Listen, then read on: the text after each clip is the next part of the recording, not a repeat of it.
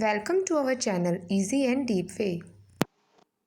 आज हम करेंगे creative and inclusive school subject के अंदर हमारा नेक्स्ट टॉपिक जो है कोऑपरेटिव लर्निंग।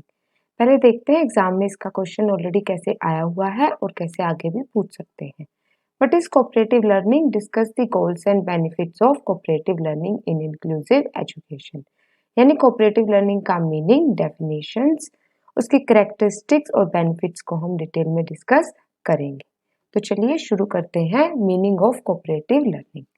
कोऑपरेटिव लर्निंग को हम हिंदी में सहयोगी अधिगम कहते हैं।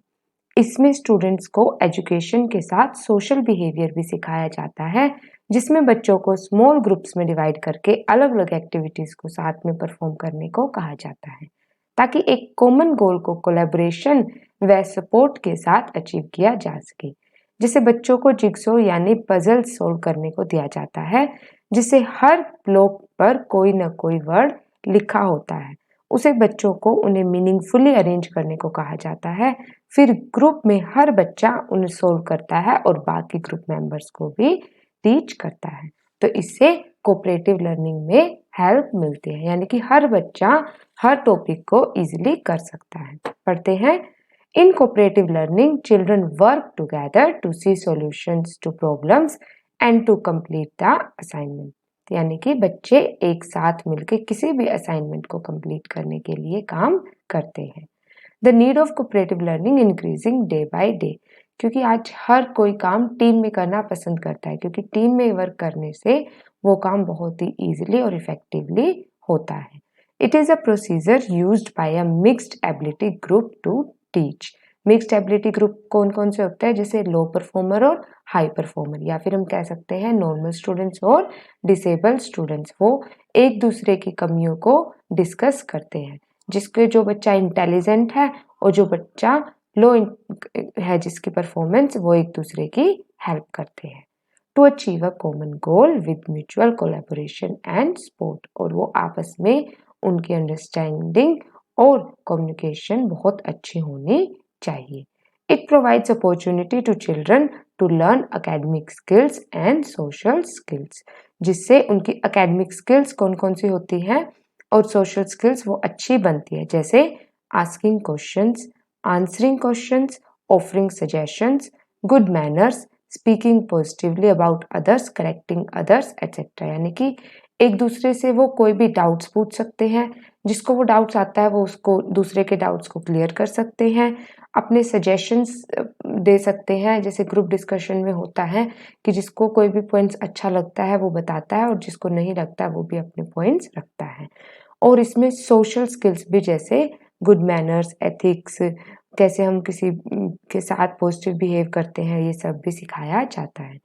Here the teacher can play an important role. क्यों? क्योंकि इन सभी को कौन मॉनिटर करता है? टीचर ही मॉनिटर करता है।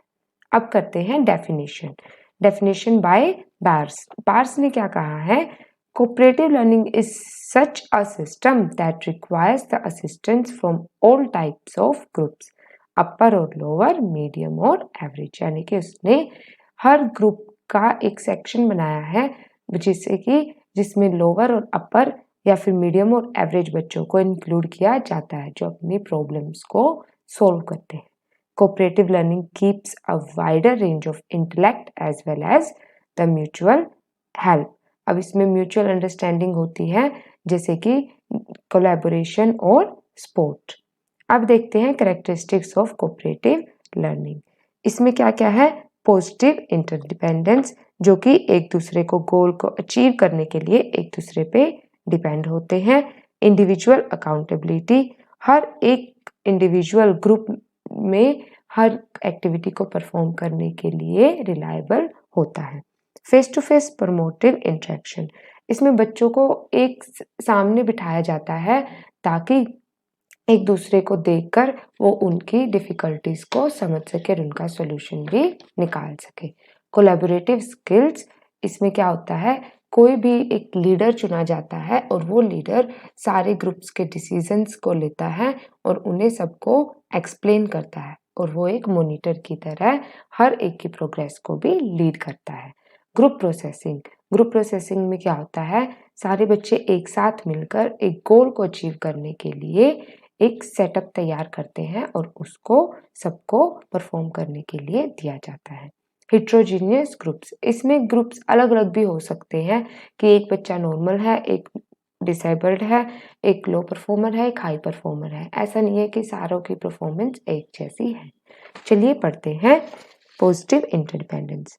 Team members are obliged to rely on one another to achieve their goal, यानी कि एक दूसरे के ऊपर विश्वास करना होता है किसी भी एक कॉमन गोल को अचीव करने के लिए। फिर है individual accountability. All students in a group are held accountable for doing their share of the work, यानी कि हर एक इंडिविजुअल को अपना अपना काम दिया जाता है। जैसे असाइनमेंट में बोला जाता है कि भाई आपको असाइनमेंट्स में राइटिंग करनी है, आपको इसको अंडरस्टैंड करना है, आपको इसमें डायग्राम तैयार करने हैं, फिर उसको एक्सप्लेन करना है, तो इससे वो असाइनमेंट कंप्लीट माना जाता है। Face to face promotive interaction, यानी कि group assignment should be constructed. इसमें हर एक बच्चा इंडिविजुअली एक दूसरे के असाइनमेंट्स को बनाने में हेल्प करता है। Collaborative skills, it encouraged and help to develop and practise trust building, leadership, decision making, communication, conflict management. ये सब कोलैबोरेशन और सपोर्ट के साथ ही पॉसिबल होते हैं।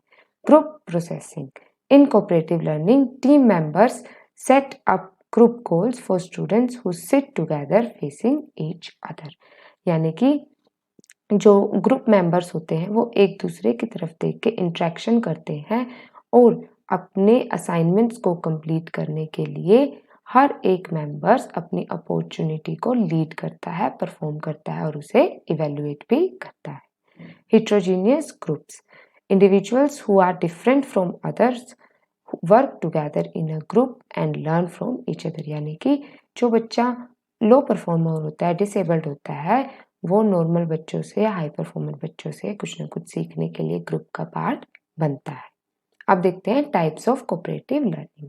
कोऑपरेटिव लर्निंग को दो पार्ट्स में डिवाइड किया गया है, फॉर्मल कोऑपरेटिव लर्निंग और इनफॉर्मल कोऑपरेटिव लर्निंग।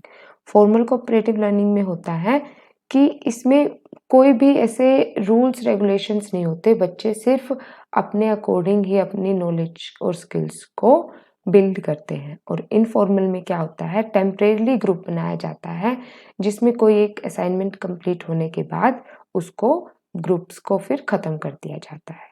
पढ़ते हैं students working together in one class period to several weeks and share learning goals, यानी कि ये लॉन्ग टर्म के लिए होता है। इसमें सिर्फ एक असाइनमेंट के लिए नहीं बल्कि पूरे सिलेबस को कंप्लीट करने के लिए ग्रुप्स बनाए जाते हैं। फिर नेक्स्ट क्लास में उन ग्रुप्स को अलग से तैयार किया जाता है। जैसे मेकिंग प्री इंस्ट्रक्शनल डिसीजंस, इसमें पहले से ही डिसीजन लिए जाते हैं, उसमें स्पेसिफाई होता है कि हमारा ऑब्जेक्टिव क्या है। एक्सप्लेनिंग इंस्ट्रक्शनल टास्क, उन इंस्ट्रक्शन को फिर एक्सप्लेन किया जाता है। मॉनिटरिंग स्टूडेंट्स लर्निंग, और उनको किसी भी लीडर द्वारा मॉनिटर भी किया जाता है। असेसिंग स्टूडेंट्स लर्निंग, अब उनको असिस्टेंस दी जाती है ग्रुप्स के किसी भी मेंबर्स के द्वारा। हेल्प इन स्टूडेंट्स प्रोसेस, तो उसको फिर इवेल्युएट किया जाता है उनके परफॉर्मेंस को ताकि सभी स्टूडेंट्स को हेल्प मिल सके। अब है informal cooperative learning. Students work together to achieve a joint learning goal in temporary, यानी कि ये शॉर्ट टर्म के लिए होता है। कोई भी एक पर्टिकुलर ऑब्जेक्टिव को कंप्लीट करने के बाद उस ग्रुप को खत्म कर दिया जाता है और फिर नया ग्रुप तैयार किया जाता है। It includes discussion focused on introduction, यानी कि जो असाइनमेंट तैयार किया जाता है उसका ब्रीफ दिया जाता है उसमें। डिस्कशन फोकस्ड ऑन इंटरमीडिएट, यानी कि उसमें क्या क्या इन्वॉल्व है वो एक्सप्लेन किया जाता है। डिस्कशन फोकस्ड ऑन क्लोज, यानी कि समरी, फिर उस सारे असाइनमेंट की एक समरी तैयार की जाती है। मोटिवेशन, मोटिवेशन में क्या होता है, लीडर के द्वारा या फिर मॉनिटर के द्वारा उनको मोटिवेट किया जाता है कि आप उसको कैसे इफेक्टिवली कर सकते हैं। कंक्लूजन, यानी कि एक फीडबैक तैयार किया जाता है कि अगर आप इसको करोगे तो आपको इसमें कितना बेनिफिट होगा। इंफॉर्मेशन प्रेजेंटेशन, इसमें इंस्ट्रक्शंस दी जाती है कि कैसे हम किसी भी ग्रुप में काम करते हैं। फिर है गाइडलाइंस या फिर गोल्स ऑफ कोऑपरेटिव लर्निंग, इसको मैंने एक डायग्राम के थ्रू प्रेजेंट किया है, आप इसके पॉइंट्स अपनी तरफ से एग्जाम में लिख सकते हैं। इसमें सबसे पहले है प्रॉपर ग्रुप, यानी कि जो टीचर होता है वो स्टूडेंट्स के प्रॉपर ग्रुप बनाता है। वो देखता है कि क्लास में किस तरह के बच्चे हैं। उसको पहले से ही पता होता है कि ये बच्चा लो परफॉर्मर है, ये हाई परफॉर्मर है, इसको अच्छे से समझाना आता है और इसको अच्छे से समझाना नहीं आता, तो उसी अकॉर्डिंगली वो प्रॉपर ग्रुप तैयार करता है। स्मॉल साइज ऑफ ग्रुप, और टीचर क्या देखता है कि ग्रुप में बच्चे कम हो। अगर ज़्यादा बच्चे होंगे तो वो एक दूसरे को समझा नहीं पाएंगे और काम को इफेक्टिवली नहीं कर पाएंगे। ऑब्जेक्टिव ऑफ लेसन, तो जो भी उनको असाइनमेंट दिया जाता है उसमें इंस्ट्रक्शंस होती है कि हमारे जो असाइनमेंट है उसका क्या ऑब्जेक्टिव है, क्यों हम इसको बना रहे हैं, या फिर हमने इन ग्रुप्स को क्यों तैयार किया है ताकि हमारी कोऑपरेटिव लर्निंग इफेक्टिव हो सके।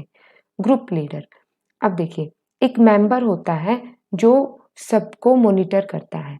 अब उस मेंबर को क्या बोला जाता है कि आप हर एक पर नज़र रखिए और उनकी प्रॉब्लम्स को सॉल्व कीजिए, तो उसको बोलते हैं ग्रुप लीडर।